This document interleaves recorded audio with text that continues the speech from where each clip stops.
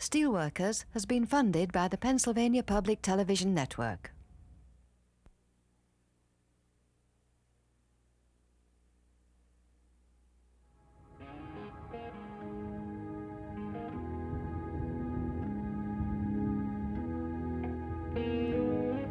Rough. Hard work. I did a lot of hard work over there. I grind, I run a crane, work on a shear line, I run block out. I did everything, all hard work. Heavy, with tongs, you know, you pull the steel down. That's my life. Most everybody had somebody that worked at the mill, and the jobs were passed down from one generation to the next. If I had my life to live over, I'd still come back to Steel Town and choose a husband to work in steel mills because we made good money.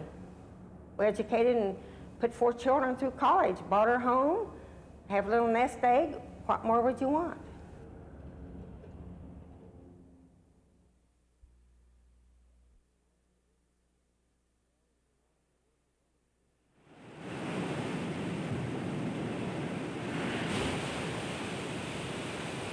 The hours were long and the work was often dangerous, and it was hot working by the furnaces. But employment in a steel mill brought respect. Because our fathers, brothers, everybody worked in a steel mill. You know, you respected, I respected my next door neighbor because his brother or father worked in a steel mill. We knew that it was dangerous, and as a child we always had to fear that maybe my brother or my father or somebody would be killed in the mill, you know. And it was just one of those things as growing up. But respect for the steel worker, I know on my block there was 4 or 5 elderly at that time that I didn't even know if they were black or white, because when they come from that mill, they were just covered with soot and dirt and grime. Well, you could get burned, hot steel sparks, metal flying around, and you could even fall off the platform. You're up on a platform where they pour the steel. You could even make a misstep and fall off. There's been a lot of people hurt, falling, this and that, burned.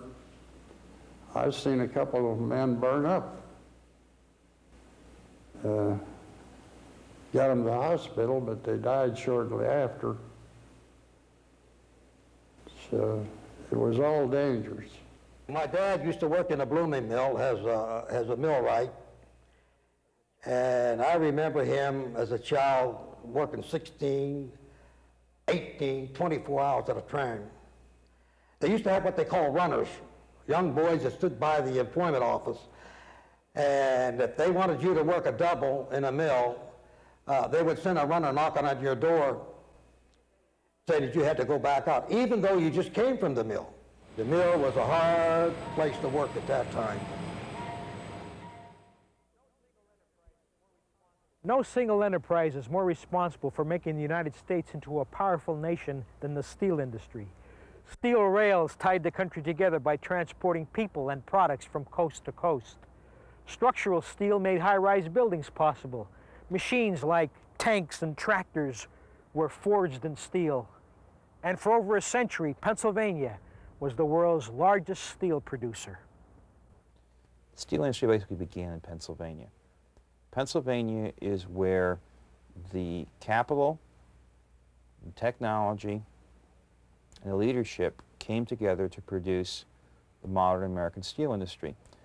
Why Pennsylvania? Well, first off, Pennsylvania was the largest producer of iron, and of course, steel is an alloy of iron. Secondly, Pennsylvania was the home of the major railroad companies, and the railroads wanted steel because they wanted steel rails, because steel rails would last 2 or 3 times as long as the best wrought iron rails.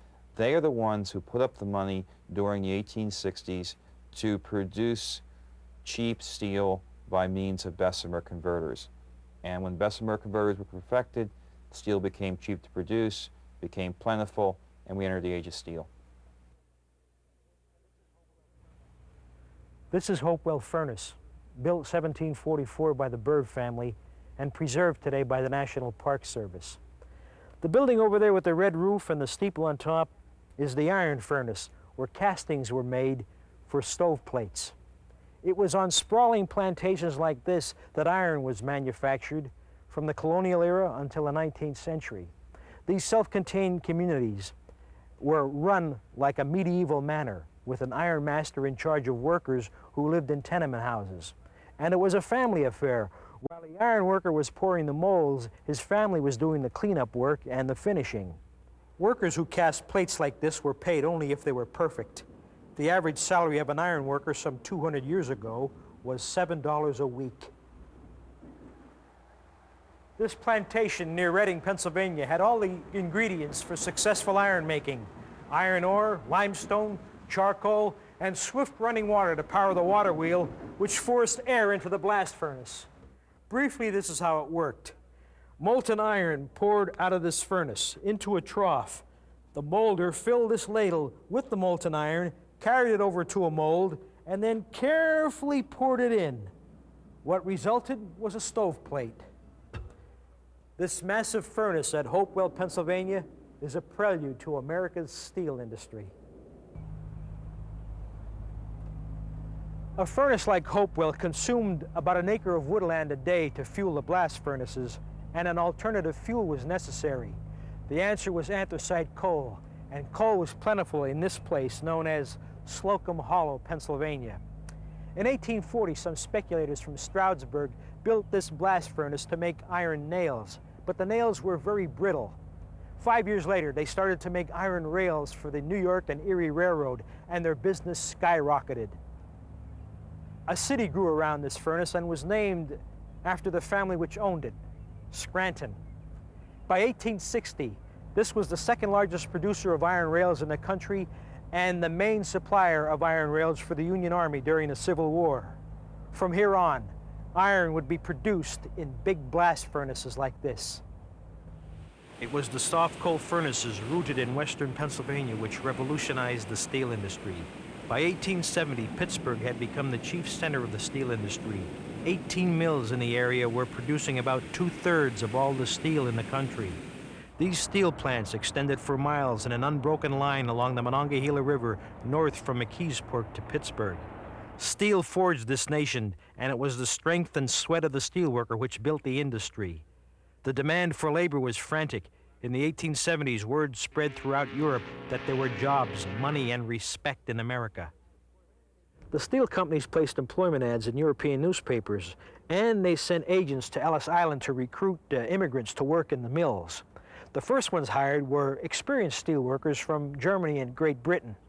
Now, they formed the nucleus of the skilled and management levels of the steel hierarchy. Now, what the steel companies needed next were laborers to do the backbreaking jobs of lifting and moving. And these workers came from Eastern Europe. My dad came in from Europe in 1908. He wanted to come to America. It was the land of opportunity. Everybody was saying that, oh, you got to go to America, it's good there and everything else. Conditions were pretty bad at that time. Sometimes these people had to go from one place to another to work. There was times that my dad picked up maybe a month or 2 months of work at Duquesne, and then he would go over to Braddock and work over there. And we're talking back 1910, 1920, 1930. They didn't have any unions at that time. So a lot of them had to sort of float around to get work. My dad, I think he worked for 10 cents an hour. I remember one paycheck that he had gotten when he phased him out of his job. He did an awful lot of laying off. And there was one paycheck. This was in Depression days, 1928, 29, 30, 31, 32. And he brought in 1 hour, 10 cents. At that time, they paid cash. They got into the checking system probably in about 1941, 42. My father came from Mississippi in I think it was 25. And that's how people from the South migrated here to work in the mill, because they were sharecropping and just eking out a living in the South. And when for some reason or other a member of the family came, they would write back and say, you have to come. And this is how he came. But we stayed with relatives and everything. He got a job shortly after he got here. And all during the Depression, he was lucky enough, the kind of job he had, I don't know what it was, that he was getting 4 and 5 days a week. We never had to go on welfare because he was making enough time that he could take care of the family. When we were young, we was going to school in the daytime and working 3 to 11 over here in the mill. When we was 16. They hired at the age of 16 in the steel mills years ago. That's during the war. They couldn't get men, and they had to have women in there because the men went to the service. My sister worked during the war years when they were hiring women in the mill. But I can't remember what year she was hired. And they did release them as soon as the war was over. I didn't finish high school because I figured I was going in the mill. They earned a living, and I decided that's where I was going to be. So like I said, I didn't go to finish high school. But that's the way it was with, say, 90% of the kids in this town. Out of 6 brothers, 5 of them ended up working in the mill. When I got into the mill, I had to go at times, 3 times during a 24-hour period to try to get time so that I could have a half-decent pay. And many a time I was told that I couldn't, it didn't have no work for me. But they had people that were favorites of these bosses, they call them, which were foremen. And these foremen selected the people that they wanted to work for that shift. They would put them to work, and sometimes they would work 5 hours, sometimes 6 hours. There was never enough time that they put in a full 8-hour time. So our pays were very, very small. Years ago, before the union, you would go down every morning and stand in front of the gate, and the boss would pick the men that he wanted to work for that day. He would say, you, and you come in to work, and the rest of you go home. That was before the union. But after the union, he worked pretty steady in the mill. When I started in 1933, I was 19 years old and got a job at the soaking pits, primary mill soaking pits, paying 22 cents an hour. At the time, there was no union. They set up a company union, and they also were trying to get a steel union, which met once a month secretly, and if you were a member, you had to pay 50 cents a month dues, which entitled you to a button, a yellow-colored button for June, a purple-colored button for March, and different colors. And the union had asked to be very supportive and show that you are supporting the union. I used to take my dad's lunch up to him. When I said I'd hang around the gate and keep watching in there. Some of the times the plant protector would come out and, You want to go in there and see that, son? Yeah. Take you by the hand and take you as far as the door so that you could see a little bit further into the mill, and naturally it was awe-inspiring.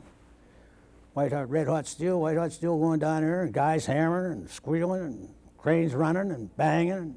It was fascinating. For any young kid, I think any kid would enjoy that. So I couldn't wait to get in the mill. I figured everybody that worked in the mill made a lot of money. Everybody I knew that worked in the mill had money, it seemed. Many companies built housing for their employees next to the mill. Steelworkers often lived, raised families, played, and were buried within sight of the mill. To look at a typical steel town from afar was to see the social structure. The lowest paid workers lived at the bottom of town. The nicer houses that climbed up the hill belonged to mid-management and skilled workers. Upper management and owners occupied mansions at the top of the hill. My family lived in a house provided by the company where most men that worked in that mill, that's where their families lived. They had them all over town. They had a certain set for the ethnics and a certain set for the who's who's. The ethnics was in this end of the town, the lower end, and for the other people it was in the higher end. Well, you always heard noises when you lived by a steel mill. There was the clanging of the trains, and there were whistles. At night, they had a TOC, top oxygen consumption furnace, and they would always, so they said anyways, blow out the dirt and the dust at night. So there was always this roar. And it seems pretty quiet now. In fact, after the mill shut down, it was like a ghost town, just because you kind of grow up and you hear the noise, but it becomes like anything else, just like a hum in the background. It's like the birds singing. And suddenly when that stops, it's so different that it's hard to believe. They had a tradition here from way back, since the mill was built. It's more of a family affair. Everybody knew one another. Everybody worked in the mill. You might have worked alongside your neighbor, and you had all the respect of one another. So it was more of a cohesiveness of all the people together, working together. And we had we're really proud of being a steel town and a steel mill town.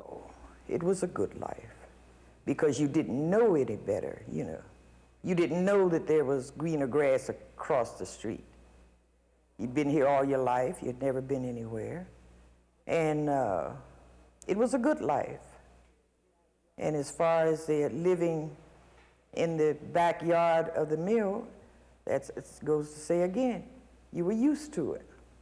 And I remember how we used to complain about the dust and the grime in the windowsills and the grime getting in your clothes when you hung them out to dry and all. When they corrected all of that, then there was no more mill. I've heard a lot of people say since then, they wish that silt, the grime, the dirt, was still over there. Maybe we'd still have jobs there, you know. Steel employment was at its peak in 1953 when more than 650,000 workers were on the job. But 30 years later, the industry was shaken to the core. From 1982 to 1986, the American steel industry went through what some analysts call its deepest valley, losing nearly $12 billion. Hundreds of thousands lost their jobs. And it's an eerie feeling to look at mills like this, once working 7 days a week, employing thousands, now empty and deteriorating. I just didn't actually think it was going down. And when I went on vacation, I was born in Tennessee. I went to Tennessee. When I come back, it was down. I went into my locker to get my stuff, and it was still hard to believe. But I thought maybe I'd go someplace else. But I don't know. When I went in the mill, I didn't particularly like it, but I'd gotten to like the mill, and it kind of hurt. I think about it now a lot. I was only 51, and that's kind of early to retire. But I had a bad back and stuff like that, and it was hard to get another job. So I just haven't worked since. I did put in for security guard, and I didn't get that either. People that work in the steel mill, they're used to a good income. They're used to getting a fairly decent standard of living, having the money to go out and buy what they want and get what they want. And then when you have the steel mills fall out, at first it isn't too bad. You have your unemployment that you go on, and you go along for a while. But then when you get to the point where your unemployment starts falling out and you're out there beating the pavement, you're trying to find a job, and you go to places and they tell you, well, you're either too old or you're underqualified, and well, you're a steel worker, we don't want you because the steel mill might call you back at any time, and then we just have to rehire somebody else.